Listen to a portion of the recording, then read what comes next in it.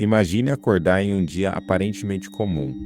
Você pega o celular, abre as notícias e percebe que algo grande aconteceu no mundo. Um conflito começou. Alertas aparecem. Especialistas discutem cenários. Redes sociais entram em frenesi. Mesmo que você esteja a milhares de quilômetros de distância, algo começa a mudar dentro da sua mente. Seu cérebro entra em estado de alerta. Isso acontece porque o cérebro humano foi programado ao longo de milhares de anos para reagir rapidamente a sinais de ameaça.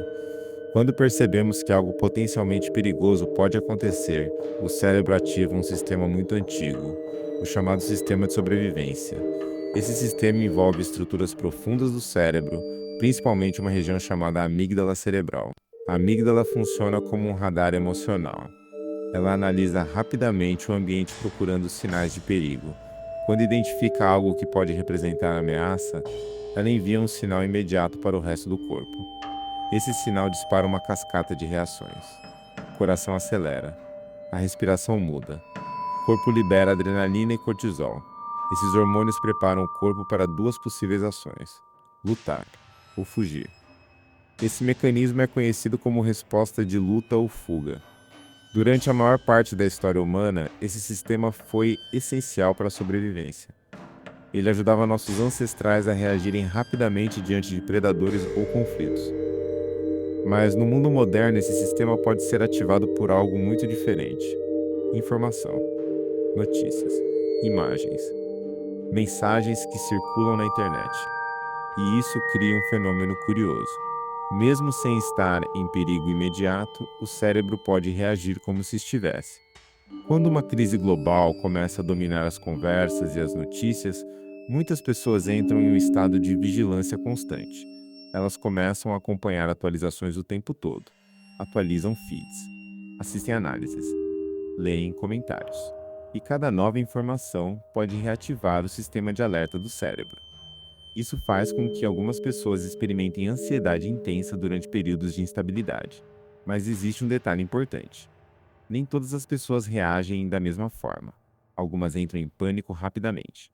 Outras permanecem relativamente calmas. Por que isso acontece?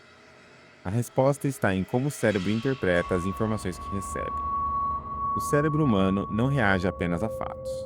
Ele reage à interpretação desses fatos. Se a mente interpreta uma situação como ameaça imediata, o sistema de sobrevivência é ativado com intensidade. Se a situação é interpretada como distante ou controlável, a reação tende a ser menor. Isso significa que a forma como consumimos informação influencia diretamente nossa resposta emocional. Existe um conceito na psicologia chamado contágio emocional. Ele descreve como emoções podem se espalhar rapidamente dentro de grupos sociais. Quando muitas pessoas expressam medo ou preocupação ao mesmo tempo, esse estado emocional pode se amplificar. Redes sociais intensificam esse fenômeno, porque milhões de pessoas compartilham suas emoções simultaneamente. Isso cria uma sensação coletiva de urgência, mesmo quando as informações ainda estão sendo compreendidas. Durante crises globais, outro comportamento comum aparece: o consumo compulsivo de notícias. Algumas pessoas passam horas acompanhando atualizações, acreditando que quanto mais informação tiverem, mais preparadas estarão. Mas existe um efeito colateral nisso. O cérebro humano não foi projetado para processar fluxo contínuo de informações ameaçadoras. Quando exposto a esse tipo de estímulo por muito tempo, o sistema de estresse permanece ativado. Isso pode gerar sintomas como ansiedade, fadiga mental, dificuldade de concentração, problemas de sono. Mas há algo interessante que a psicologia descobriu ao estudar pessoas que vivem em ambientes de conflito real: soldados, equipes de resgate, civis em regiões instáveis. Muitas dessas pessoas desenvolvem estratégias mentais para lidar com o estresse. Uma dessas estratégias é chamada de foco situacional. Em vez de tentar controlar tudo o que acontece no mundo, a mente concentra energia apenas naquilo que está dentro do seu alcance imediato. Esse tipo de foco reduz a sensação de impotência e ajuda o cérebro a sair do estado constante de alerta. Outra estratégia envolve limitar a exposição a informações repetitivas. Informação é importante, mas excesso de informação pode sobrecarregar o cérebro. Estudos mostram que definir momentos específicos do dia para acompanhar notícias ajuda a manter equilíbrio mental. Isso impede que o sistema de estresse seja ativado continuamente. Também existe um fator biológico importante: O corpo humano possui mecanismos naturais para recuperar o equilíbrio emocional. Respiração profunda, atividade física, contato social. Essas práticas ajudam a reduzir níveis de cortisol e restaurar o funcionamento normal do sistema nervoso. Mas talvez a ferramenta mais poderosa seja algo chamado consciência metacognitiva. Esse termo parece complexo, mas significa algo relativamente simples. A capacidade de observar os próprios pensamentos. Quando uma pessoa percebe que está sendo dominada por ansiedade ou medo, ela pode interromper o ciclo automático de reação. Em vez de reagir imediatamente à emoção, ela observa o que está acontecendo dentro da própria mente. Esse pequeno espaço entre estímulo e reação pode fazer uma enorme diferença, porque permite escolher uma resposta mais consciente. Agora imagine aplicar isso em momentos de grande incerteza global. Enquanto muitas pessoas são levadas por ondas de medo coletivo, alguém que entende como o cérebro funciona consegue manter maior estabilidade emocional. E essa estabilidade se torna uma vantagem enorme, porque decisões importantes são sempre melhores quando tomadas com clareza mental, não sob pânico. Talvez a maior lição da psicologia em momentos de crise seja esta: o cérebro humano foi projetado para reagir rapidamente a ameaças, mas também foi projetado para se adaptar, para aprender, para encontrar equilíbrio. E quando compreendemos os mecanismos que influenciam nossa mente, ganhamos algo extremamente valioso: a capacidade de manter lucidez mesmo em tempos de incerteza. Mas existe algo ainda mais interessante sobre a forma como o cérebro reage durante períodos de crise. Quando uma situação de ameaça coletiva surge, como guerras, pandemias ou grandes desastres, o cérebro humano começa a procurar sinais de segurança. Isso acontece porque o sistema nervoso precisa avaliar constantemente uma pergunta fundamental: estou seguro ou estou em perigo? Essa avaliação acontece milhares de vezes por dia, quase sempre de forma inconsciente. E para responder essa pergunta, o cérebro analisa três coisas principais: o ambiente ao redor, as informações que recebemos e o comportamento das outras pessoas. Quando todas essas fontes indicam instabilidade, o cérebro pode entrar em um estado conhecido como hipervigilância. A hipervigilância é um estado mental em que a mente permanece constantemente alerta. Qualquer som diferente, qualquer nova notícia, qualquer mudança no ambiente pode ser interpretada como um possível sinal de ameaça. Esse estado pode ser útil em situações de sobrevivência real, mas quando ele se prolonga por muito tempo, pode causar desgaste psicológico significativo. É por isso que durante períodos de tensão global, muitas pessoas relatam dificuldade para dormir, ou sensação constante de preocupação. O cérebro simplesmente não consegue desligar o sistema de alerta. Mas existe algo curioso. Mesmo em situações extremas, algumas pessoas conseguem manter a mente surpreendentemente equilibrada. Pesquisadores que estudaram soldados, médicos em zonas de conflito e equipes de resgate perceberam algo em comum entre essas pessoas. Elas desenvolvem um tipo específico de organização mental. Em vez de tentar controlar tudo o que está acontecendo, elas concentram energia no que está ao alcance imediato.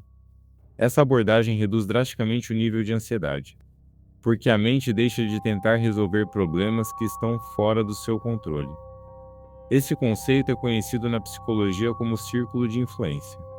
Dentro desse círculo estão as coisas que você realmente pode controlar: suas ações, suas decisões, sua rotina. Fora desse círculo estão fatores externos: eventos globais, decisões políticas, situações geopolíticas. Quando a mente passa tempo demais focada em fatores fora do seu controle, ela entra em um ciclo de frustração e estresse. Mas quando a atenção retorna para o que pode ser controlado, o cérebro volta a sentir sensação de estabilidade. Outro aspecto fascinante envolve algo chamado regulação emocional. O cérebro humano possui duas grandes estruturas envolvidas nas decisões. A primeira é a amígdala, responsável pelas respostas emocionais rápidas. A segunda é o córtex pré-frontal, responsável por planejamento, análise e decisões racionais. Quando estamos sob estresse intenso, a atividade da amígdala aumenta. Ao mesmo tempo, o funcionamento do córtex pré-frontal pode diminuir. Isso significa que, sob pressão, o cérebro tende a reagir mais emocionalmente e menos racionalmente. Mas existem maneiras de restaurar esse equilíbrio. Uma das mais eficazes é algo extremamente simples: respiração consciente. Quando a respiração se torna lenta e profunda, sinais são enviados ao sistema nervoso indicando que o corpo pode relaxar. Esse processo reduz os níveis de cortisol e ajuda o cérebro a sair do estado de alerta constante. Outra estratégia poderosa envolve limitar estímulos que ativam repetidamente o sistema de ameaça. Por exemplo, consumir notícias de forma contínua pode manter o cérebro preso em um ciclo de estresse.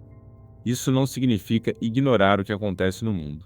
Significa consumir informação de forma consciente, definindo momentos específicos do dia para acompanhar atualizações, em vez de permitir que o fluxo constante de notícias controle o estado emocional. Outro fator extremamente importante durante momentos de instabilidade é o contato humano. O cérebro humano evoluiu como parte de grupos sociais. Por milhares de anos, sobreviver significava cooperar com outras pessoas. Quando estamos conectados com outras pessoas, o cérebro libera substâncias como a oxitocina. A oxitocina reduz a sensação de ameaça e aumenta a sensação de segurança. É por isso que conversar com pessoas de confiança pode reduzir significativamente o nível de ansiedade, mesmo quando a situação externa continua incerta. Existe também um fenômeno psicológico chamado adaptação. O cérebro humano tem uma capacidade extraordinária de se adaptar a novas realidades. Mesmo em ambientes extremamente difíceis, as pessoas começam a desenvolver novas rotinas, novos hábitos, novas formas de lidar com a situação. Isso não significa que a situação deixa de ser difícil. Significa que o cérebro encontra maneiras de continuar funcionando. Essa capacidade de adaptação é uma das razões pelas quais a humanidade conseguiu sobreviver a inúmeros períodos de crise ao longo da história. Mas talvez o aspecto mais importante seja a forma como interpretamos os eventos ao nosso redor. A interpretação molda a experiência emocional. Duas pessoas podem receber exatamente a mesma informação e reagir de formas completamente diferentes. Uma pode interpretar a situação como uma ameaça inevitável. Outra pode interpretar como desafio a ser enfrentado com preparação e calma.